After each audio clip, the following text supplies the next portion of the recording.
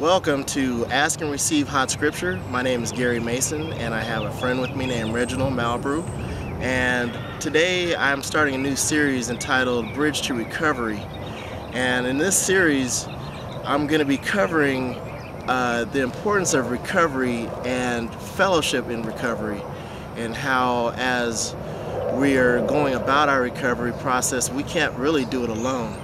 And obviously, we need to have Jesus Christ in our life, but as Jesus would tell us, we also need to have our brothers and sisters with us, because we can't do this walk alone. We're not even supposed to walk in this world alone. We weren't created that way. We were created to love one another and to be with one another. And so today I asked a friend of mine to come with me and talk to you guys, because for one, the more people that you're able to see that are suffering from addictions and are able to get over them is going to be able to help more people out there. So, you know, I've already spoken about my addiction in my 23 years and how I dealt mainly with cocaine, but I did many drugs, man. There's more drugs that I've done that I could tell you. It'd be easier for me to tell you the ones I haven't done than the ones that I have done. But that being said, I brought my friend here. For one, I met Reggie in a substance abuse class, and this gentleman here has really inspired me. When I first met him, you know, me and Reggie really we just, you know, we said hi and bye to each other, but we didn't really talk. And as I'm a quiet and shy person, Reggie's not really a outspoken person himself, and so we were going through these classes. And what really inspired me about Reggie is that he was very straightforward, and he was just honest with his program. And I tell you, that was important to me because, man, I was struggling, and I'm sitting there looking around people in my class, man, and I'm seeing people that are struggling too, but they're not really facing what they're dealing with. You know, they're blowing it off, and that was not helping me none so ever. And until I met Reggie. And he came into the class and just set it on fire, because I'm sitting there watching this man, and he wasn't saying very much, but everything he was saying was right on point. And that's important. I tell you that because you don't ever know who is listening to what you're saying. And so it's important to be honest, you know, be honest with yourself, because, you know, really, you're going to be helping other people. You're going to help yourself for one, but you're going to be helping other people, because like I said, you just never know who it is that is listening. I still have issues with my recovery, and I'm not perfect. I tell you that I was selfish and self-centered, and I really thought that I could go into my recovery program with just thinking that things were going to happen the way I wanted them to happen. And when I had that mentality that, you know, that I'm going to do this program and we're going to do it Gary's way, when I was thinking that way, I was relapsing. It just always came back to that. And so, I mean, even to this day, I'm not really that good with fellowshipping with people. I mean, I'm trying, and the Father's working with me in that area. And it's important for me today to be here with Reggie. You know, it was important for me to make this happen, because it helps in my growth to be able to reach out to my brothers and sisters and get in this recovery. You know, because it's not simple. You know, today I'm sober, and I have my brother here with me. And if something was to happen, you know, I could call this man right here, or I could call a lot of other people also. I asked Reggie to come along because, you know, he was struggling with something different, a different chemical than I was, and that's another thing that I brought people around here for, because everybody's struggling from something different. So I want you guys out there to understand that, man, man, we can relate to what you're going through. You know, you're not out there. It's not like you're the only person in the world that's doing what you're doing. That's not the case, and that's why it's important to fellowship with others, because another person can tell you, hey, you know what, I can relate to what you're going through, man. I've been there, and I can help you. And with that being said, you know, I'm going to give you some scripture that I found in Galatians Galatians 6 that says, if another Christian is overcome by some sin, you who are godly should gently and humbly help that person back onto the right path. And be careful not to fall into the same temptation yourself. Share each other's troubles and problems, and in this way obey the law of Christ. And for me, when I found that scripture, and I just found it, and that's why I have the name Ask and Receive Hot Scripture, because to me, you know, I'm a new student in the Word, and when I find scripture, man, to me, if it touches me, it's hot. This is that simple. And that scripture right there, it touched me because, you know, I am not perfect, and my recovery is getting better only because I can reach out to other people, and I can relate to other people. When I was trying to do it on my own, my recovery wasn't working, because recovery is not about being yourself, being selfish. You can't just have a self-centered thought or self-centered thoughts just about yourself. You know, you have to get out of yourself. That's why you have to surrender to God and ask for Him to help you. If you try to do it on your own, it's not going to happen. And once you have achieved some recovery and you don't try to help others, your recovery is not going to last. It's not going to go anywhere. You know, the 12 steps states in step 12, having a spiritual awakening as a result of these steps, we try to carry this message to others and to practice these principles in all our affairs.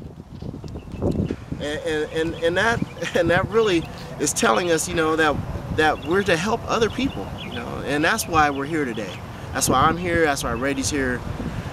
We want to help you, the viewer, people out there. If you're watching this, it's not by mistake that you're watching this. I don't know how you came across this video, but you did, and it's for a reason. And with that, I'm going to turn it over to my friend Reggie, let him have some words. And I thank you, Reggie, for being here. You know, you've been a great inspiration to me. Thank you, Gary. I'm glad to be here to help you with this crusade. You know, me myself, I struggled with methamphetamine for 3 years, and it was just a rough road, and I didn't know where to turn to. You know, I had nowhere to go. I didn't have any resources available to me to help me figure out how can I get out of this mess that I put myself in. But I realized there was 3 things that I needed to do. I needed to first admit that I had a problem and that I couldn't, you know, I had no way. I needed somebody to help me. And secondly, I had to want to do it for me, you know, not for my friends, my girlfriend, my family, or anybody like that. It was just for me, you know. And then thirdly, I had to have a power that was bigger than me, like my Savior Jesus Christ, which was the only way I was able to survive this whole ordeal. And I had to keep praying to God to help me get out of this. And also, I networked myself around people like my brother Gary here, that we had the same problem. We had an addiction. We needed to network ourselves together, you know, and found out we had a lot of things in common that we needed to talk about, such as how can we personalize our recovery. And when we personalize our recovery, we go to meetings, we take on all the information that is given, never discarding any information, because you never know when you might need it. But how I personalize my recovery is sometimes I go to meetings, I go to my regular counseling class with Gary, I go to another class, behavioral health class, and I go to church a lot. See, our recovery is based on spiritual needs too, because I believe that's the grounds for the whole recovery. Without Jesus Christ, you know, I can't do anything, you know, and I realize that, you know, the more I try to do it on my own, the more I mess up. And so I would always try to come back and fix things, you know, Reggie's way. And it was never Reggie's way. It was always Jesus' way that worked. So I realized that, you know what, I should depend on that more and more. And once I started depending on Jesus' help, things became easier. You know, my first week of recovery was bad. You know, I realized that, hey, you know, I can't do drugs anymore. Even though my inner self wanted to still do drugs, my flesh, it wants what it wants when it wanted. You know, and sometimes, you know, you're not able to turn it down. But with Jesus Christ help, you can turn it down. You know, He said you can do all things through Him that strengthens you. You know, so that's bigger than you. And mainly what I like to do is I like to pray in the mornings and ask God to help me walk through the day drug-free. And also, I hear this devil telling me all the time, you know what, you can get high, there's no one else don't know, or nothing like that. But I realize it's the devil. You know, I've been dodging that fool since the age of 9. So, you know, I have to continue to listen to what God's telling me, that, you know, you want to be clean.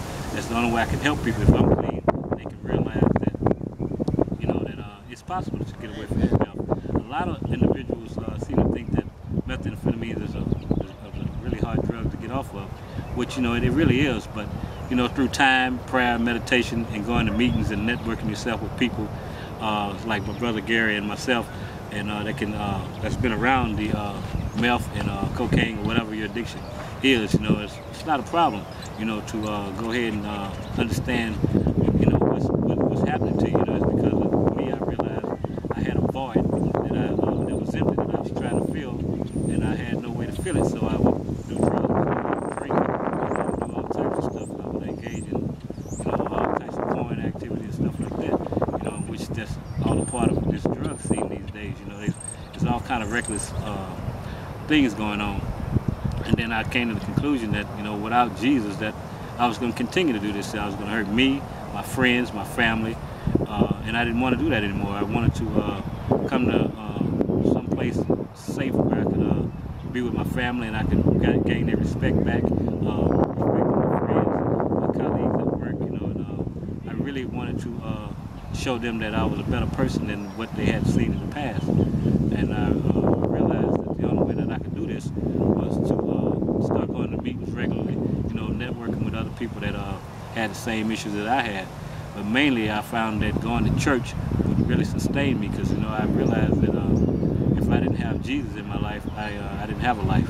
You know, it was a life of destruction, carelessness, bad decisions making. It was just a whole lot of chaos. And, you know, I just didn't want to go through all the chaos. I'd been through enough pain, suffering already. So I just, you know, decided that, you know what, I'm going to take this thing serious. I tried everything else, so why not try the Jesus way? So I began to try the Jesus way, and I began to work.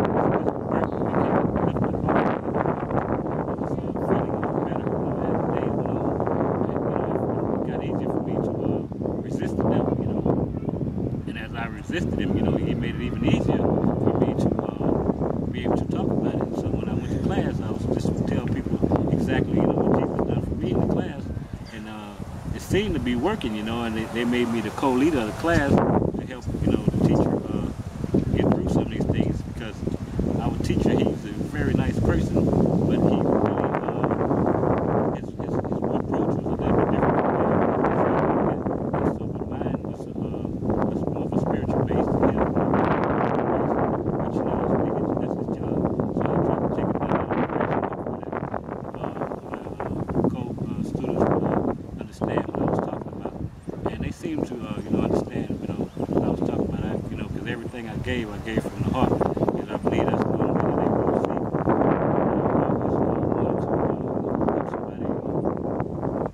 Get away from that addiction, because I've been clean for almost 18 months. So, you know, it's getting better and better. So it's getting easier and easier as they go by. But I can't say that I don't have thoughts of getting high, because, you know, I be telling a lot, but I quickly discard them. You know, I think about something good. I think about my family. I think about how can I help others. You know, I try to take the focus off of me and try to help somebody else. And as long as I can do that, I know I can always get back to recovery. You know, they say you have to pay it forward. You know, I try to always do that. I try to help somebody every day, whether it be an old lady crossing the street, somebody that needs money for the bus, just somebody that needs to talk about, you know, a problem that they have. You know, I realize that it's not even about me, Gary. It's about, you know, serving the Lord. It's about giving God all the glory. And, you know, with this somewhat testimony that I'm giving, it helps me to let God know that, you know, I am a product of Him. You know, and I want to be just like my elder brother Jesus Christ. You know, I want to be able to love people.